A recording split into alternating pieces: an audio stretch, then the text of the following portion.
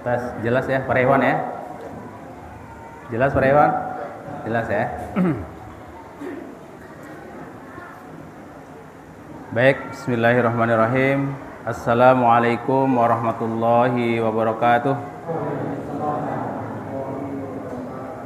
Masih semangat Pak Rewan? Masih ya? Makin siang makin panas, mudah-mudahan kita semakin semangat ya. Betul ya Pak Rewan ya? Baik, alhamdulillah. Gelasnya masih kosong atau udah penuh nih? Bapak-bapak, ibu-ibu datang taklim ya membawa gelas kosong. Maksudnya pikiran yang kosong ya, untuk diisi dengan ilmu. Nah, dari pagi sudah diisi, udah penuh atau belum? Belum ya? Oh. Kalau belum berarti masih ada ruang ya, untuk diisi lagi. Tapi kalau sudah penuh berarti luber naik. Ya. Baru separuh ya. Baik. Bismillahirrahmanirrahim. Alhamdulillahilladzi waqafa wassalatu wassalamu ala nabiyil mustafa wa ala alihi wa ashabihi al-mujahidina li'ilahi kalimatillahi hiyal ulia. Ashhadu an la ilaha illallah wahdahu la syarikalah wa ashhadu anna Muhammadan abduhu wa rasuluhu la nabiyya ba'dah. Allahumma salli wa sallim wa barik ala nabiyyina Muhammadin wa ala alihi wa ashabihi wa man sara ala nahjihi wa stana bi sunnatihi ila yaumil qiyamah, amma ba'du.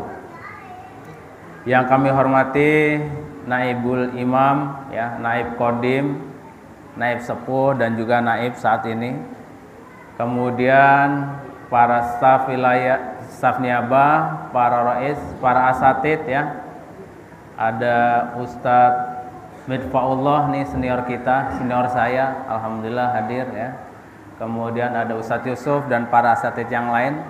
Dan juga para ikhwan dan akhwat sekalian, mudah-mudahan kita yang hadir pada kesempatan siang hari ini kita mendapatkan ridho serta ampunan Allah Subhanahu wa taala. Selanjutnya marilah sama-sama kita bersyukur kehadirat Allah Subhanahu wa taala atas limpahan karunia-Nya kepada kita sehingga kita dapat hadir untuk mengikuti kegiatan rutin taklim kita, yaitu taklim niabah Jakarta Barat ya, yang hari ini tempatnya di Masjid Nurul Jannah Kapuk Muara ya. Selanjutnya semoga salawat dan salam semoga tercurah kepada Nabi kita Nabi Muhammad sallallahu alaihi wasallam beserta keluarganya, para sahabatnya, dan juga seluruh pengikutnya, dan mudah-mudahan kepada kita sekalian. Amin, Allahumma amin. Para ikhwan dan akhwat yang dirahmati Allah Subhanahu wa taala ya. Ibu-ibu ya, ibu-ibu masih bisa fokus, Bu? Masih ya? Ya. Mohon para ibu bisa lebih fokus ya. Yang punya anak-anak, yang bawa anak-anak supaya ditertibkan putra-putrinya ya. Yang di depan yang tidak bawa anak supaya bisa lebih fokus lagi ya. Para ikhwan sekalian, tema yang diberikan kepada saya, tema kita taklim niabah pada kesempatan hari ini adalah meningkatkan kualitas amal pasca Ramadan dan meningkatkan amal ibadah kurban. Betul Ustaz ya?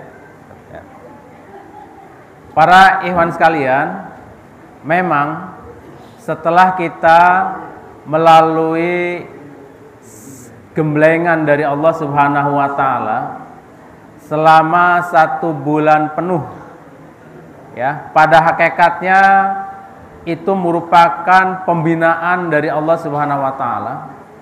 Kalau istilah baterai handphone mah kita sudah dicas lagi oleh Allah selama 1 bulan, sehingga setelah kita selesai melakukan saum Ramadan 1 bulan penuh, baterai kita sudah penuh ya, baterai kita sudah penuh. Kalau baterai handphone kita penuh, biasanya sinyalnya juga lebih kuat, betul Pak Iwan? Nah, sinyalnya lebih kuat, prosesnya lebih cepat. Nah, itu kalau baterai kita sudah penuh. Maka seyogianya, idealnya pasca Ramadan, amal ibadah kita itu lebih meningkat atau lebih menurun? Meningkat. Ya, realisasinya meningkat atau menurun? Meningkat insya Allah. Dan yang pasti berat badan kita meningkat. Ya. Betul Pak? Ya. Pada bulan Ramadan kita saum turun 3 kilo. Begitu bulan Syawal naiknya 5 kilo, kan begitu biasanya ya. Gitu. Ya. Inilah sesuatu yang harusnya terjadi, sesuatu yang harusnya kita lakukan pasca kita melalui bulan Ramadan.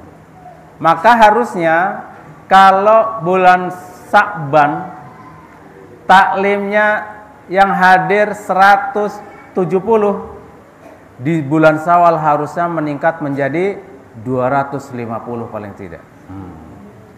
Ya. Kalau di bulan Sya'ban itu 250, berarti harusnya 350 di bulan Syawal dan selanjutnya. Nah, inilah peningkatan. Ya, Rasulullah Shallallahu Alaihi Wasallam bersabda dalam sebuah hadis yang diriwayatkan oleh Hakim, barang siapa yang hari ini sama dengan hari kemarin, barang siapa yang hari ini lebih baik dari hari kemarin, dialah orang yang beruntung. Barang siapa yang hari ini sama dengan hari kemarin, maka dialah orang yang merugi. Barang siapa yang hari ini lebih buruk dari hari kemarin, dialah orang yang tercela, kata Rasul. Artinya dari hadis ini, maka kehidupan seorang mukmin, kehidupan kita di dalam al-jamaah harusnya semakin meningkat atau semakin menurun? Harusnya semakin meningkat. Dari sisi ibadah mahdohnya kita harus meningkat. Juga dari sisi ibadah ghairu mahdohnya kita juga harus meningkat. Juga dalam kehidupan berjamaah kita juga harus meningkat. Dalam rumah tangga kita juga harus meningkat. Ya. Dan para ikhwan sekalian, ya. Maka Allah Subhanahu wa taala memberikan guidance kepada kita, memberikan petunjuk kepada kita di dalam surat Al-Hasr ayat 18, ya. Para ikhwan dan akhwat bisa dibuka surat Al-Hasr ayat 18, ya. Saya baca, nanti para ikhwan ikuti ya. A'udzu billahi minasy syaithanir rajim. Ayo.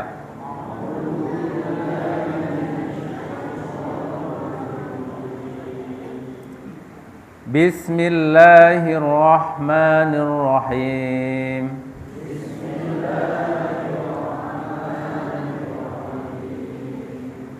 Ya ayyuhalladzina amanu. Ayo.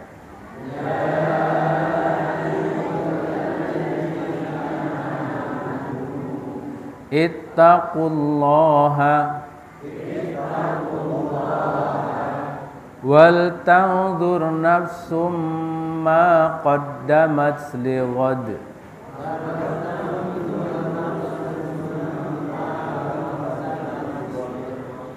Wattaqullaha innallaha khabirum bima ta'malun.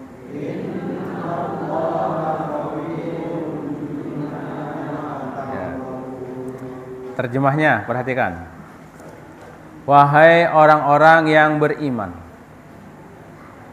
Ya ayyuhalladzina amanu, wahai orang-orang yang beriman. Ittaqullaha, bertakwalah kepada Allah. wal tangdur nafsun, dan hendaklah setiap diri, setiap orang memperhatikan ma qaddamat lighad, apa yang telah diperbuatnya lighadin, untuk hari esok. Wattaqullah, dan bertakwalah kepada Allah. Innallaha khabirum bima ta'malun, sesungguhnya Allah maha teliti, maha melihat terhadap apa yang kamu kerjakan. Nah, ada dua cara di dalam ayat ini, ya, sebagai sebuah cara kita, sebagai sebuah upaya atau metode kita dalam meningkatkan amaliyah kita. Ya. Cara yang pertama apa? Wal tangdur nafsum ma qaddamat. Ini cara yang pertama. Maka hendaklah setiap individu, setiap orang memperhatikan apa yang telah ia lakukan. Nih, jadi kalau kita mau meningkatkan diri kita, kita harus melihat diri kita dulu, para ikhwan. Bahasa kerennya mah introspeksi diri. Melihat sejauh mana amaliyah kita yang sudah kita lakukan selama 1 tahun yang lalu. Nah, misalnya ya, dalam konteks ibadah mahdoh, hubungan langsung kita kepada Allah Subhanahu wa Ta'ala. Bagaimana sholat kita? Itu yang paling pertama kali harus kita tanyakan. Kenapa, Bu? Kenapa yang paling pertama harus kita tanyakan adalah sholat kita? Kenapa? Karena sholat itu tiang agama. Karena sholat itu adalah amalan yang akan pertama kali dihisab oleh Allah Subhanahu wa Ta'ala. Itu yang paling dihisab. Di akhirat nanti yang akan pertama ditanyakan oleh Allah bukan berapa banyak jumlah hartamu, bukan. Berapa banyak jumlah tabunganmu, bukan. Emas dan berlianmu, bukan. Ya. Tapi yang akan pertama ditanya oleh Allah adalah sholat. Ya. Maka tanyakan kepada diri kita sholat kita. Dalam sebuah hadis ya disebutkan bahwa setiap orang yang melakukan sholat maka dicatat oleh Allah Subhanahu wa Ta'ala ada yang 1/10-nya, ada yang 1/9-nya, ada yang 1/8, 1/7, sampai 1/5, sampai 1/3, dan ada yang dicatat separuhnya. Ya, begitu para ikhwan. Artinya sholat kita itu bakal diterima oleh Allah atau tidak? Kira-kira diterima nggak Pak Ikhwan? Mudah-mudahan diterima. Tapi ya, Khalifah Umar, seorang sahabat yang sudah dijamin masuk surga oleh Allah Subhanahu wa Ta'ala, ya, setan aja takut sama dia. Dia pernah berkata begini, andaikan aku tahu bahwa sholatku diterima oleh Allah Subhanahu wa Ta'ala, itu lebih aku cintai dari dunia dengan segala isinya. Masya Allah. Ya, itu seorang Khalifah Umar yang sudah dijamin masuk surga. Kira-kira kita ada di posisi mana, Pak Iman? Ada di posisi 1/10, ada di posisi 1/5, 1/3, 1/4, atau kita di posisi 1/2. Nah, ini kita evaluasi. Pertanyaannya, ya, bapak-bapak, ibu-ibu, para ikhwan semuanya, ada enggak yang sampai hari ini masih belum tahu arti bacaan sholat? Masih ada enggak? Hah? Coba, masih ada enggak para ikhwan yang masih belum tahu arti bacaan sholat dari takbiratul ihram sampai salam? Ada enggak? Kira-kira ada enggak para ikhwan? Hah? Wallah. Gambaran umum aja, kira-kira ada nggak? Hah? Ada, sedikit apa banyak? Banyak. Nah, Masya Allah para ikhwan. Kita sudah menjadi seorang muslim dari lahir. Ya. Dari sejak balik sampai hari ini. Kita sholat. Tapi selama itu kita belum paham apa yang kita baca di dalam sholat. Masya Allah. Ini perkara yang sangat fundamental sekali. Karena itu nanti akan pertama kali dihisab oleh Allah Subhanahu wa Ta'ala.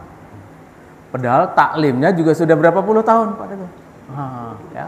Nah, Masya Allah nih. Ya, ini kita evaluasi namanya. Ya, namanya kita evaluasi. Nah, itu baru dari sisi sholatnya, bacaannya, belum tingkat kehusuannya. Pemahaman kita tentang sholat, mengetahui bacaan sholat itu sangat erat kaitannya dengan kehusuan kita di dalam sholat. Ya, di dalam ayat yang lain Allah Subhanahu wa Ta'ala berfirman, la taqrabus sholata wa antum sukara. Janganlah kamu mendekati sholat sedangkan kamu dalam keadaan mabok. Orang kalau mabok itu gimana Pak? Ngerti nggak yang diomongin? Nggak ngerti, ya. Ayat ini turun, asbabun nuzulnya itu ada seorang sahabat yang sholat dalam keadaan mabok, sehingga baca surat Al-Kafirun nggak selesai-selesai. Nah, ya. Qul ya ayyuhal kafirun la a'budu ma ta'budun wa la antum a'buduna wa la na'budu ma ta'budun. Terus saja nggak selesai-selesai. Karena dia lagi mabok. Maka kemudian turunlah ayat ini, larangan sholat dalam keadaan mabok. Kalau kita sih nggak mabok, ya kan? Tapi sama-sama nggak ngerti artinya masalahnya. Mabok juga nih, ya. Nah ini para ikhwan sekalian ya, maka nanti ya minta kepada Amir Taklim nih ya, supaya kita tugas umarok salah satunya memastikan bahwa para ikhwan sholatnya itu betul-betul benar. Para ikhwan pasti sudah mengkaji buku sholat pasti, ya, sudah berulang-ulang, hatam, tapi mungkin belum sampai dites hafalannya nih, pemahaman maknanya belum sampai ke sana, ya. Nah, ya, maka nanti ini sebagai tugas umarok memastikan bahwa para ikhwan sholatnya sudah betul-betul sesuai dengan apa yang diperintahkan oleh Allah dan Rasul. Ya, itu yang pertama yang harus kita evaluasi dalam konteks ibadah mahdhah. Kemudian, ya, selain sholat, tadi Ustaz Juwaryanto sudah membacakan ayat surat Al-Kautsar, ya, inna a'tainaka al-kautsar. Sesungguhnya Allah telah memberikan kepada kamu nikmat yang banyak. Al-Kautsar ini di dalam tafsir itu ada beberapa makna, ya. Yang pertama disebutkan Al-Kautsar itu adalah sebuah sungai telaga Kautsar di dalam surga.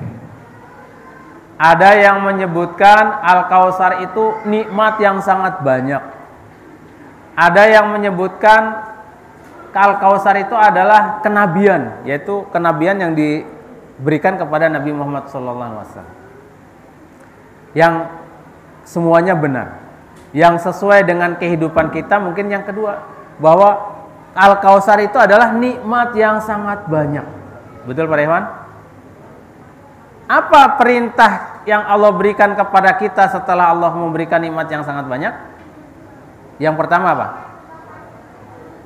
Fasholli, sholat. Setelah Allah memberikan nikmat yang sangat banyak kepada kita, ya ibu-ibu semuanya ya, perintah yang pertama kali Allah berikan kepada kita, fasholli, sholatlah. Ya, maka hakikatnya harta, rezeki yang Allah turunkan kepada kita itu hanya sebagai bekal bagi kita untuk bisa menjaga sholat. Ya, Hakikatnya rezeki yang Allah berikan kepada kita itu hanya merupakan bekal bagi kita untuk menjaga sholat-sholat kita. Ya, maka salah satu ciri orang mukmin yang beruntung itu di dalam surat Al-Mu'minun apa? Walladzinahum 'ala sholawatihim yuhafidun. Orang-orang yang selalu menjaga sholatnya, menjaga sholat. Ya, sudah tadi bacaannya sudah betul atau belum? Kemudian yang kedua, dijaga tepat waktunya. Dijaga di masjid berjamaahnya. Nih, Masya Allah. Ya, ya. Dijaga berjamaahnya di masjid. Tuh, ya. Yang kedua setelah sholat, kata Allah, wanhar dan berkurbanlah. Nah, tadi sudah dibahas panjang lebar ya, oleh pembicara pertama, kedua, dan juga oleh naib. Saya hanya sedikit memberikan kata kunci saja Pak Ikhwan. Pertanyaannya, sebenarnya perkara kurban ini perkara kaya atau miskin? Ya? Atau perkara yang lain? Ibu-ibu, ya? Masalah kurban ini bisa kurban atau tidak, itu perkara kaya atau miskin, atau perkara yang lain? Apa yang lain itu? Keimanan, betul. Ya, masalah kurban itu bukan perkara kaya atau miskin, Pak Iman, tapi perkara keimanan. Sejauh mana kedalaman keimanan kita kepada Allah Subhanahu Wa Taala. Ya, di Muhajirin itu ada nenek-nenek, ya, dia nggak punya rumah, hidupnya nebeng, ngemper bahasa kita, ngemper dengan ikhwan yang lain karena nggak punya tanah. Ya, nebeng satu rumah tapi nggak di dalam rumah, di samping rumah bikin emperan. Setiap hari kerjanya bikin lanting, ya, lanting tau Pak ya. Kemudian dijual ke pasar, pulang dari pasar dia nabung, ini untuk kurban. Ketika uangnya sudah cukup untuk kurban, dia mendapatkan musibah, ya, kena penyakit amandel. Amandel itu harus dioperasi. Ya. Tapi karena keimanannya yang sangat dalam, sudah teguh niat bahwa uang ini adalah uang untuk kurban, bukan untuk yang lain. Maka kemudian dia kuatkan tekadnya bahwa tidak, bagaimanapun uang ini adalah untuk kurban, bukan untuk operasi. Uang itu diserahkan kepada panitia kurban. Setelah dia belikan kurban, kurbannya dipotong, dia makan daging kurban, amandelnya sembuh. Ya, itulah bagaimana kekuasaan Allah Subhanahu Wa Taala. Kalau kita memiliki keyakinan yang sangat dalam, banyak hal-hal kejadian yang kadang-kadang di luar kemampuan akal kita. Semua terjadi atas kehendak Allah Subhanahu Wa Taala. Itulah berkurban.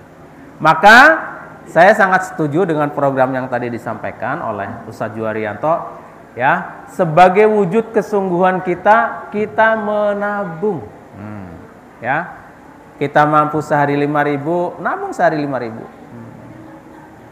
Ya, nabung sehari 5.000. Mampu 10.000, nabung sehari 10.000. Kalau kita nabung 5.000, berarti kita kurbannya 2 tahun 1 kali. Kalau kita nabungnya 10.000, berarti kita kurbannya bisa 1 tahun 1 kali. Insya Allah. Itu sebagai bukti keimanan kita kepada Allah Subhanahu Wa Taala. Dalam hadis disebutkan was-shadaqatu burhanun. Sedekah itu, sedekah itu merupakan bukti. Bukti apa? Bukti keimanan kita kepada Allah Subhanahu Wa Taala. Kemudian para ikhwan sekalian, nah ya ini kurban, ya. Di dalam hadis disebutkan, ya, man lahu sa'atan, ya. Tadi sudah dibaca oleh Ustaz Juwarianto. Man lahu sa'atan, barang siapa yang memiliki sa'atan. Sa'atan itu artinya apa? Kelapangan.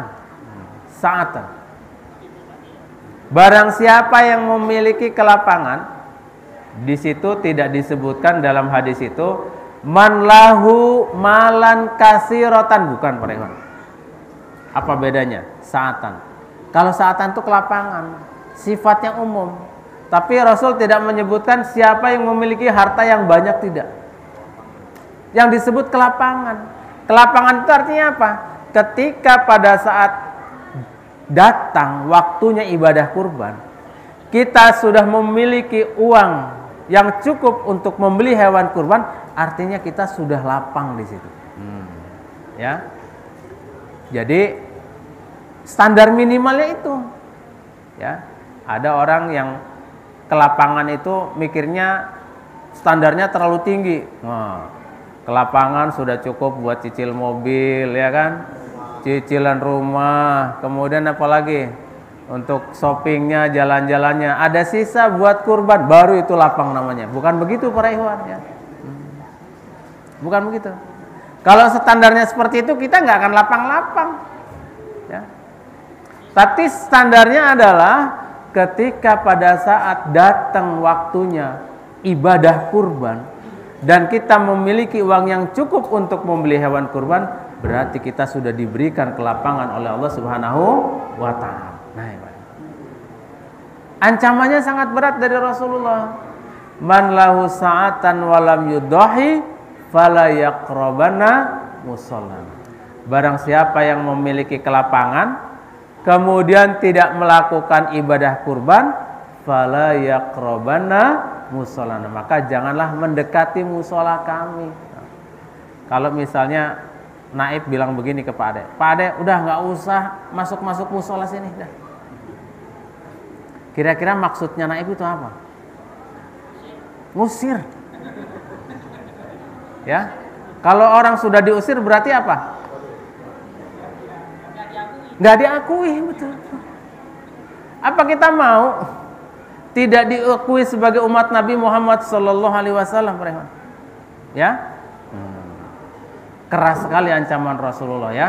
Jangan dekat-dekat musola kami.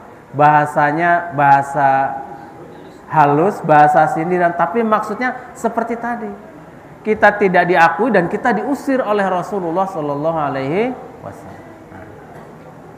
Kemudian yang berikutnya, para ikhwan sekalian, ya, di dalam ayat tadi, ya, ayat surat Al-Hasr ayat 18, ya, tahapan perubahan adalah kita memetakan tadi bagaimana kondisi kita. Kemudian yang kedua, li ghodin, untuk hari esok. Untuk hari esok itu, ya, secara makna bahasa besok, ya besok, ya. Hari depan, minggu depan, bulan depan, tahun depan, itu secara bahasa hari esok. Tapi secara maknawi di dalam ayat ini adalah hari esok itu adalah negeri akhirat. Bagaimana kita bisa melakukan perubahan, memperbaiki hidup kita sebagai persiapan kita menuju negeri akhirat. Masya Allah. Oleh karena itu, para ikhwan sekalian, tahapannya ada dua. Ya, tahapannya ada dua. Yang pertama, di dalam surat At-Tahrim ayat 6, Allah berfirman di sana, A'udzubillahi minasyaitonirrajim. Ya ayyuhalladzina amanu qu anfusakum. Wahai orang-orang yang beriman, qu anfusakum, jagalah diri kamu.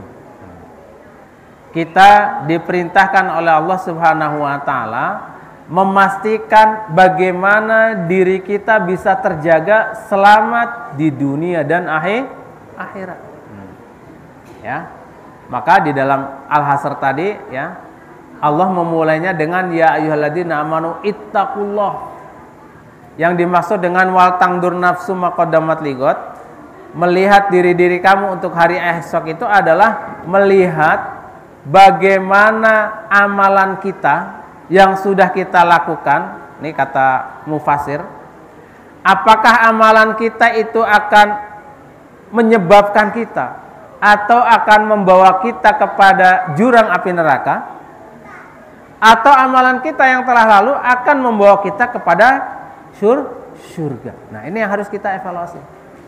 Nah, selanjutnya maka langkahnya kita memulai dari diri kita sendiri. Nah, maka Agim ya, rumus perubahan itu dengan 3M. Ya, ini rumus perubahan dari Agim. 3M itu apa yang pertama? Mulai dari sekarang, mulai dari yang terkecil, mulai dari diri sendiri. Ya.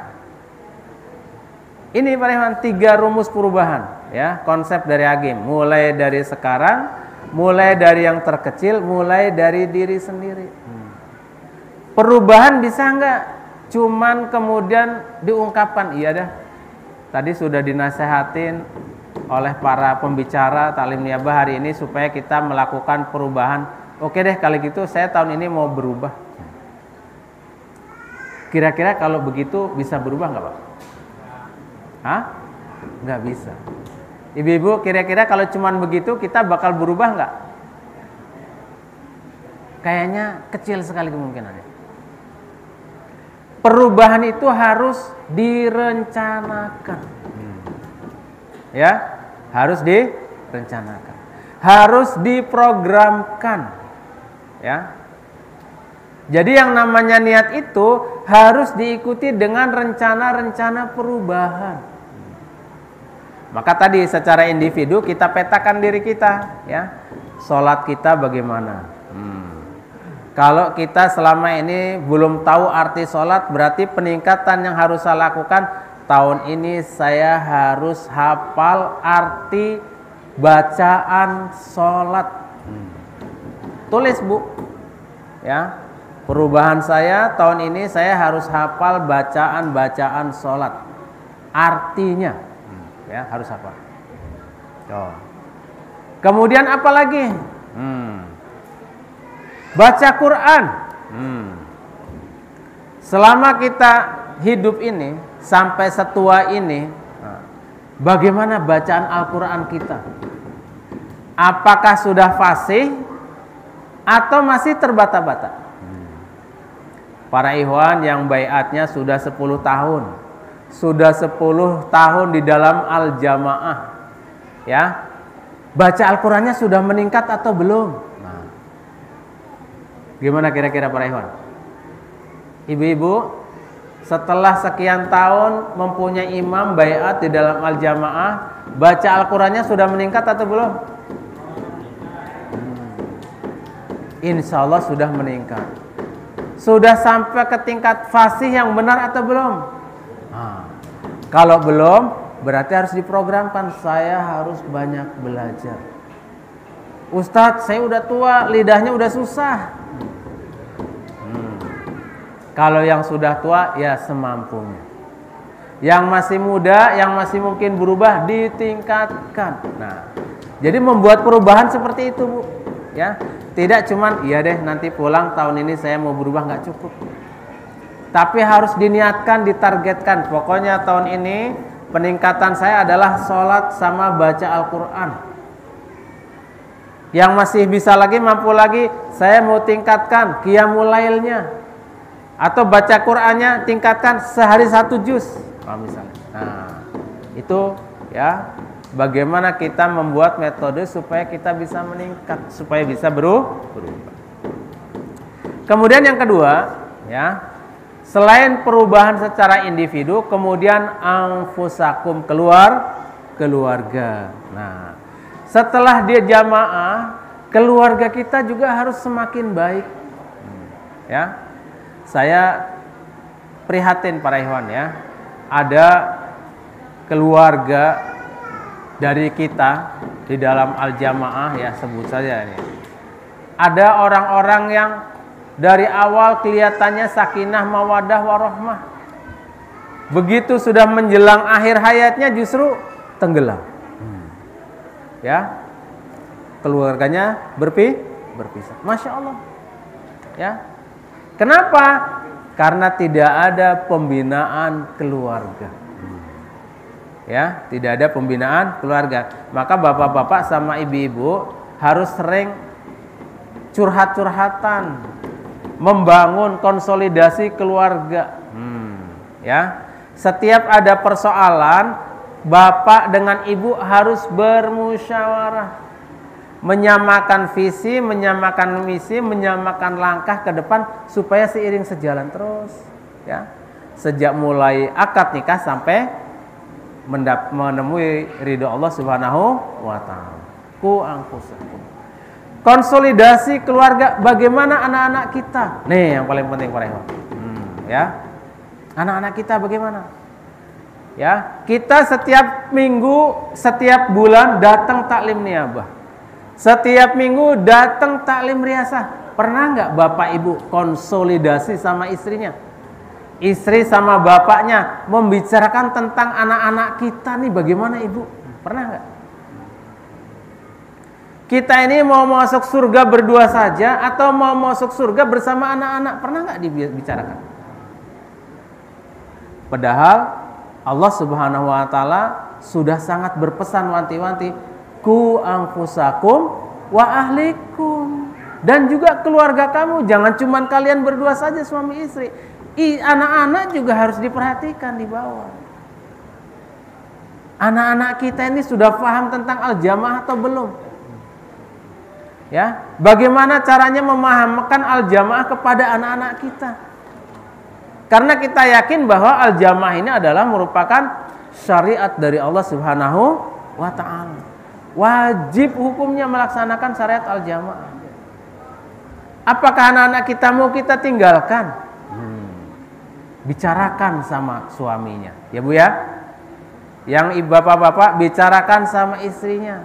Bagaimana ini anak-anak, kiat-kiatnya bagaimana supaya anak-anak kita mau taklim.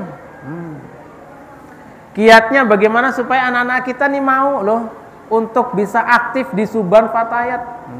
Ya. Kemarin Suban Fatayat baru ngelaksanain kegiatan ya di Cibubur. Alhamdulillah kita terus berusaha untuk menarik anak-anak muda. Tapi ini tidak cukup dilakukan oleh para umaro. Tidak cukup dilakukan oleh kami di wilayah, umaro di wilayah. Tidak cukup dilakukan para umaro di niabah, tidak cukup ya. Tapi harus kita bergerak bersama dengan para ikhwan semuanya. Para ikhwan juga harus sering memberikan motivasi kepada putra-putrinya. Ya. Kalau para ikhwan nggak sanggup memberikan motivasi kepada putra-putrinya, undang Ustadz Juwarianto. Ustadz, yuk mampir ke rumah, main ke rumah. Tolong berikan pemahaman kepada putra-putri saya nih, supaya mereka paham tentang jamaah, supaya mereka mau aktif di jamaah. Begitu para ikhwan. Jangan dibiarkan putra-putrinya. Kalau putra-putri kita dibiarkan 20 tahun yang akan datang, kira-kira niabah ini masih ada apa enggak? Allahu a'lam para ikhwan. Yang akan melanjutkan perjuangan kita, ya putra-putri kita di dalam al-jamaah. 4 menit lagi. Ya, 4 menit lagi. Yang harus kita tingkatkan para ikhwan sekalian, selain tadi secara pribadi, keluarga, ya, anak-anak. Yang terakhir, bagaimana meningkatkan ketaatan kita kepada ulil amri. Masya Allah. Ya, ini yang harus kita tingkatkan. Ya. Allah Subhanahu Wa Taala berfirman, wa may yuti'illaha war rasula faulaika ma'alladina an'amallahu alaihim minan nabiyyin wasiddiqin wassuhada wassolihin wa hasuna ulaika rafiqa. Barang siapa yang mentaati Allah war rasulah dan rasulnya, faulaika ma'alladina an'amallahu alaihim, maka mereka akan bersama orang-orang yang Allah beri nikmat kepada mereka. Siapa yang Allah beri nikmat? Minan nabiyyin, dari kalangan para nabi. Yang kedua, wasidikin, ya, orang-orang yang sidik, orang-orang yang benar. Yang ketiga, wasyuhada, orang-orang yang mati syahid. Yang keempat, wassolihin, dan orang-orang yang soleh. Wahasuna ulaika rafiqa, dan mereka adalah sebaik-baik teman. Para ikhwan, salah seorang ulama Turki yang bernama Bediüzzaman Said Nursi menjelaskan ayat ini. Yang dimaksud dengan Siddiqin ini merujuk kepada Khalifah Abu Bakar As-Siddiq. Yang dimaksud dengan Asyuhada, ya, orang-orang yang mati syahid merujuk kepada Umar, Utsman dan Ali. Yang dimaksud dengan as-solihin merujuk kepada ahlu sufah, para sahabat. Orang-orang yang hijrah dari Mekah ke Madinah dan tinggal di Masjid Nabawi. Itu ahlu sufah. Ya.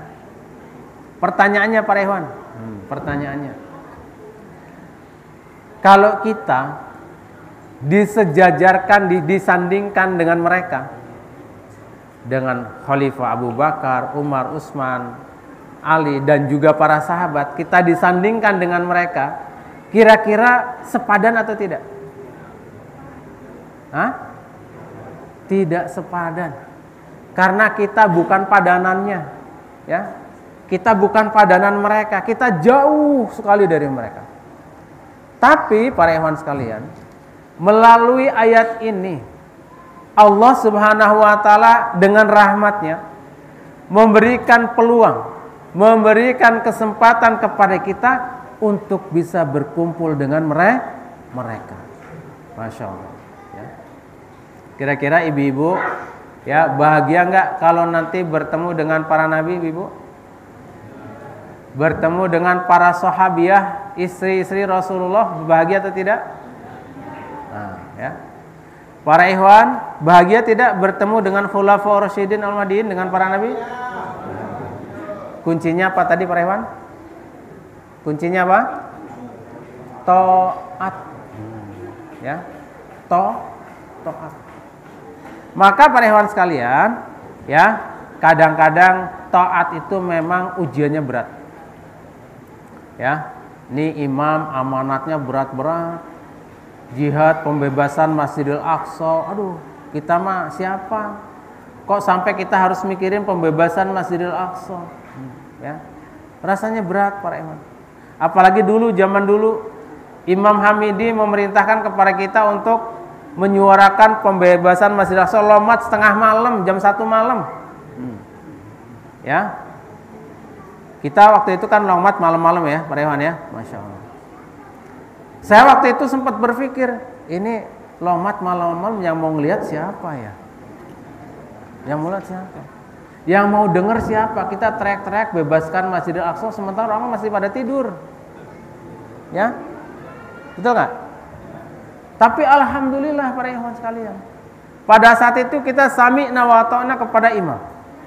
Dan ternyata para ikhwan sekalian, ya, apa yang kita gaungkan tengah malam itu didengar sampai Israel sana, Masya Allah.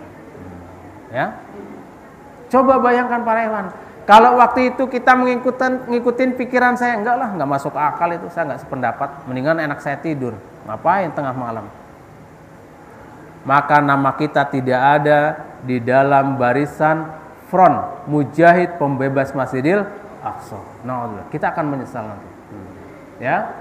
Maka apapun yang diperintahkan imam selama itu ma'ruf, ya, sesuai dengan Al-Qur'an dan Sunnah, tidak bertentangan dengan Al-Qur'an dan Sunnah, maka kita wajib taat, sami'na wa ata'na. Innama qaulal mu'minin idza du'u ilallahi war rasul ayyaqulu sami'na wa ata'na. Sesungguhnya ucapan orang-orang yang beriman apabila diseru kepada Allah dan Rasul, hendaklah ia mengatakan sami'na wa ata'na, kami dengar dan kami taat. Taat itu bukan hanya dalam hal perkara yang kita senangi.